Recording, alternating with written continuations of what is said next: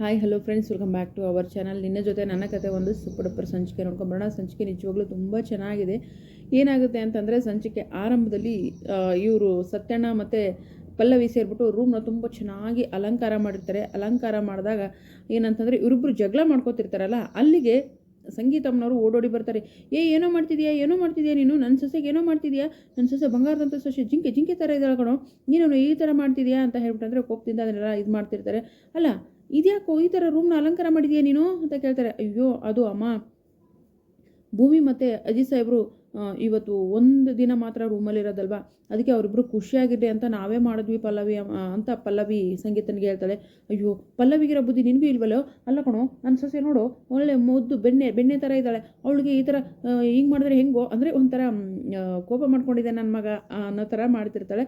ಅಮ್ಮ ಇಲ್ಲಿಂದ ಹೊರಡು, ನಾನೇನು ಮಾಡಿಲ್ಲ ಅಂತ ಕೇಳ್ತಾರೆ. ಹೇಳಿದ್ರು ಕೂಡ ಅಲ್ಲ ಕಣೋ ಅಂತ ಭೂಮಿ, ಅವನೇನಾದರೂ ನಿನಗೆ ತೊಂದರೆ ಕೊಟ್ಟರೆ ಅತ್ತೆ ಅಂತ ಒಂದು ಕೂಗಕ್ಕೆ ಕೂಡ, ಅಮ್ಮ ನೀನೀಗ ಹೋಗಲಿಲ್ಲ ಅಂದರೆ ನಾನು ನಿನಗೆ ನಿದ್ರೆ ಮಾತ್ರೆ ಆಗಿ ಮಲಗಿಸ್ಬಿಡ್ತೀನಿ ಅಂತ ಹೇಳ್ತಾರೆ. ಆಯಿತು ಕಣೋ ಹಂಗೆ ಮಾಡಬೇಡ ಕಣೋ, ನಾನು ಇಲ್ಲಿಂದ ಹೋಗ್ತೀನಿ. ಭೂಮಿ ನಿನಗೇನಾದರೂ ಒಂದು ತೊಂದರೆ ಕೊಟ್ಟರೆ ನನಗೆ ಹೋಗ್ಬಿಡು ಆಯಿತಾ ಅಂತ ಹೇಳ್ಬಿಟ್ಟು ಹೋಗ್ತಾರೆ. ಆದರೂ ಸಾಹೇಬ್ರೆ, ಬೆಳಗ್ಗೆ ಬೇಗ ಹೇಳ್ಬೇಕಲ್ವಾ, ಟ್ರೈನಿಂಗ್ ಬೇರೆ ಹೋಗಬೇಕು, ಸೊ ನಾನು ಚಪಾತಿಮ್ ತೊಗೊಂಡು ಬಂದು ಮಲಗ್ತೀನಿ ಅಂತ ಹೇಳಿ ಭೂಮಿ ಕೂಡ ಹೇಳ್ತಾಳೆ.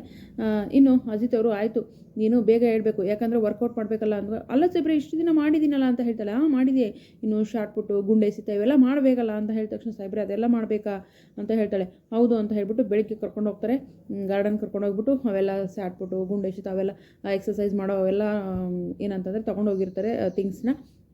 ಭೂಮಿ ಅದನ್ನ ಚಕ್ಲಿ ಕೋಡ್ಬಳೆ ನಿಪ್ಪಟ್ಟಿಗೆಲ್ಲ ಹೊಲಿಸ್ತಿರ್ತಾಳೆ.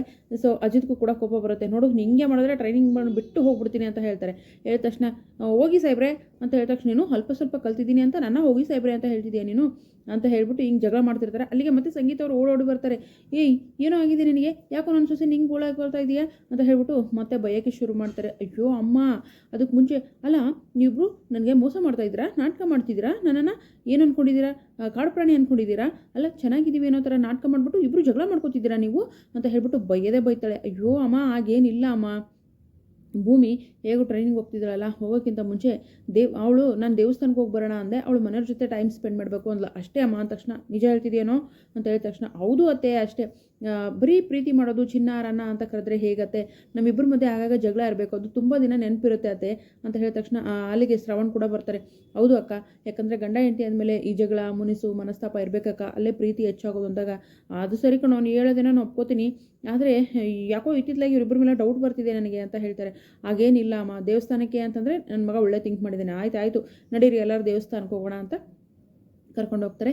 ದೇವಸ್ಥಾನದಲ್ಲಿ ಏನಾಗುತ್ತೆ, ದೇವಸ್ಥಾನದಲ್ಲಿ ಭೂಮಿಗೆ ಹೂ ಮುಡಿಸ್ತಾರೆ. ಹೂ ಮುಡಿಸಿ ಆದಮೇಲೆ ಏನು ಹೇಳ್ತಾರೆ, ನನ್ನ ಬಿಟ್ಟು ಹೋಗ್ಬೇಡ ಅಂತ ಹೇಳ್ತಾರಾ, ಅಥವಾ ಭೂಮಿ ಮನಸ್ಸು ಬದಲಾಯಿಸ್ತಾಳ, ಭೂಮಿಗೆ ದೇವಸ್ಥಾನದಲ್ಲಿ ಹೂವು ಮುಡಿಸೋಕ್ಕೆ ಕಾರಣ ಏನು, ಸೊ ಯಾವ ರೀತಿ ಅಲ್ಲಿ ಯಾವ ಸೀನ್ ಕ್ರಿಯೇಟ್ ಆಗುತ್ತೆ ಎಲ್ಲವನ್ನು ಮುಂದಿನ ಒಂದು ವಿಡಿಯೋದಲ್ಲಿ ಅಪ್ಲೋಡ್ ಮಾಡ್ತೀನಿ.